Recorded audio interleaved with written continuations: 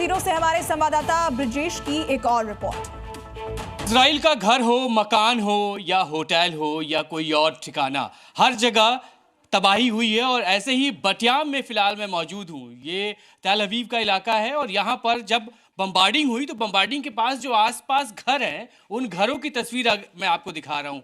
ये विंडो है। जब तेज धमाका हुआ, तेज धमाके के बाद ये विंडो यहाँ से टूट गया। अब इसको लोगों ने बांधने के लिए सहारे के हिसाब से यहाँ पर रस्सी लगाई हुई है। और घर के अंदर की तस्वीर देखिए। हालांकि 2-3 दिन पहले की ये बात है जब यहाँ पर बम्बार्डिंग हुई थी तो लोगों ने घर की सफाई भी की, लेकिन जो निशान, जिन निशानों की मैं लगातार बात कर रहा था, तो वो निशान आपको यहाँ पर दिखाई देंगे।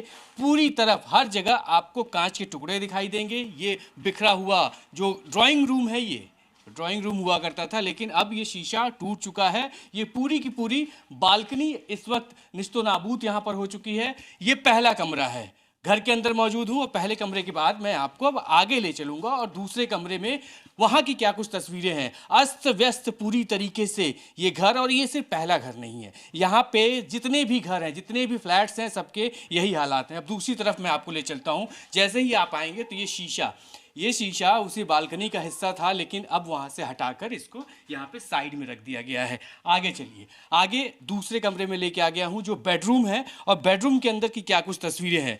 बेड पर सामान है, क्योंकि जो लोग यहाँ पर रहते हैं वो अब यहाँ पर नहीं रह रहे हैं।